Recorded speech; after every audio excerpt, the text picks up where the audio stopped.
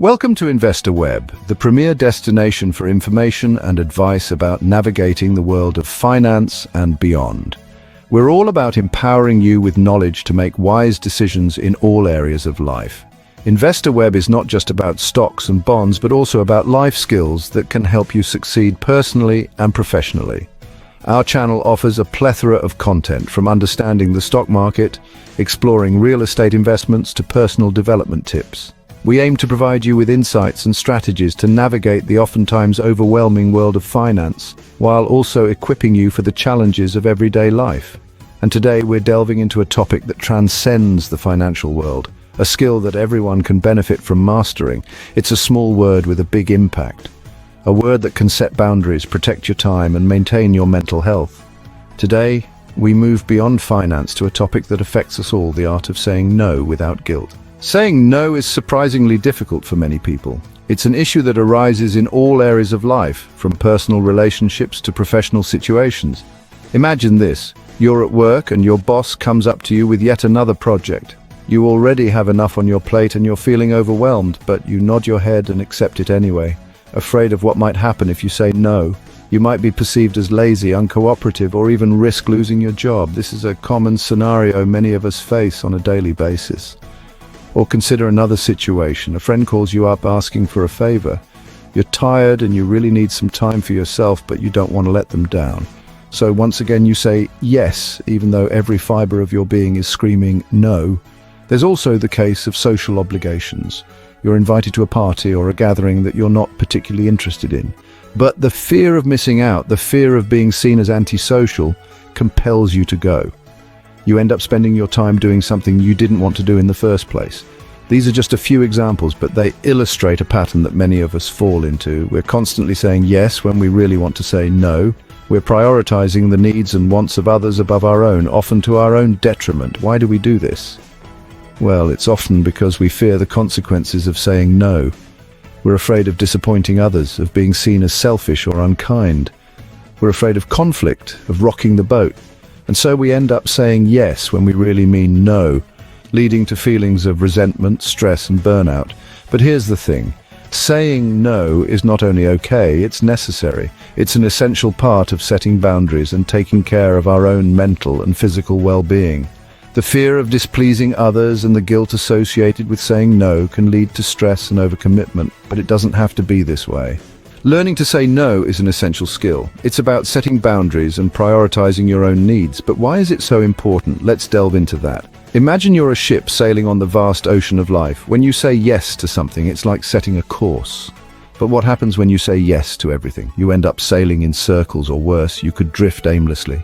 Saying no is like using your compass. It helps you stay on course, heading towards your true north. Being able to say no is also about respect for yourself and respect for others. When we constantly say yes to please others, we're not being true to ourselves. We're not respecting our own time, energy, and needs. On the flip side, when we respect ourselves enough to say no, others often respect us more too. What's more, saying no can lead to better mental health. When we're overcommitted and stressed because we can't say no, our mental health can suffer. We can feel anxious, overwhelmed, and even resentful. But when we learn to say no, we can reduce our stress levels, improve our mood, and enjoy a better quality of life. Saying no can also lead to more satisfying relationships. It might seem counterintuitive, but it's true. When we're clear about our boundaries, people know where they stand with us. They know what we're willing to do and what we're not. This can lead to more honest, authentic, and satisfying relationships. So you see, saying no is not just about refusing something. It's about self-care. It's about making choices that align with your values and priorities. It's about steering your life in the direction you want it to go. Bear in mind, it's not about saying no to everything, but about saying no to the things that don't serve you. It's about making space for the things that truly matter to you. So how do we master the art of saying no without guilt? There are several strategies that can help you say no without feeling guilty. Now let's dive into these strategies. First off, there's the straightforward approach. It's about being direct and concise. You don't have to weave a tapestry of excuses to justify your refusal. For instance, consider the case of Jane, a diligent worker who was always taking on extra projects. She felt overwhelmed but couldn't bring herself to say no. Eventually, she decided to try the direct approach. When her manager asked her to take on another project, she simply said, "I'm sorry, but I can't take on any more work at this time." To her surprise, her manager respected her decision and didn't question her further. Next, there's the alternative offer strategy. This is where you refuse the request but provide an alternative solution.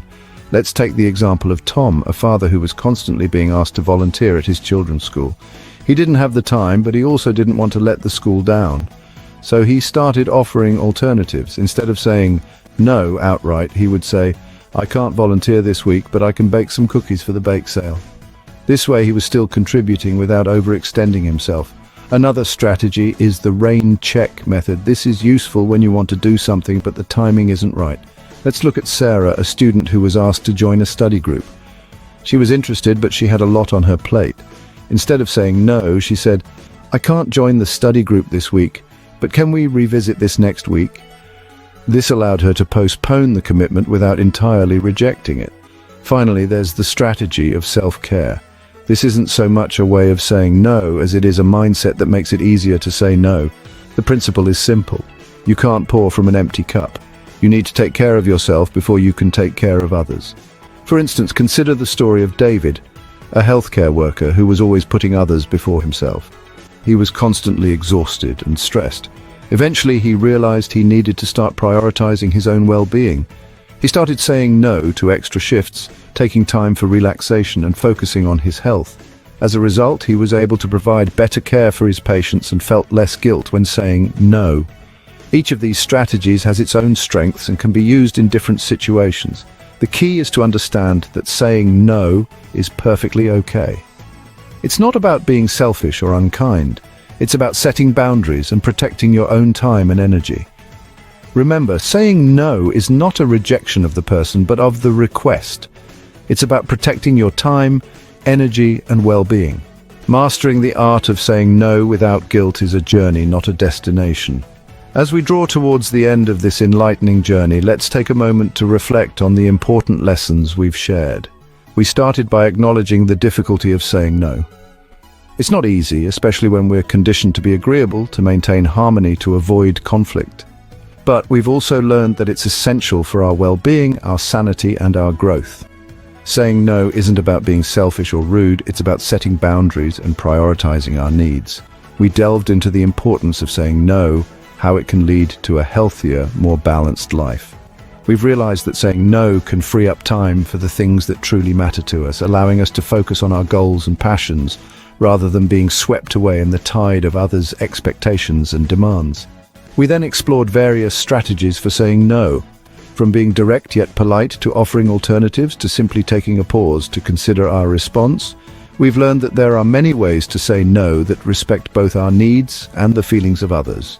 Remember, each no is a yes to something else, something that brings you joy, peace, or progress. Each no is a step towards a more authentic, fulfilling life. It's not about rejecting others, but about accepting ourselves, our limits, our worth. Let's carry these lessons with us, apply them in our daily lives, and watch as they transform our relationships, our work, our overall life experience. It's a continuous process, a journey of self-discovery and self-respect. Thank you for joining us on Investor Web. If you found this video helpful, please remember to subscribe and share. Remember, it's okay to say no without guilt. Embrace the power of no and see how it can change your life for the better.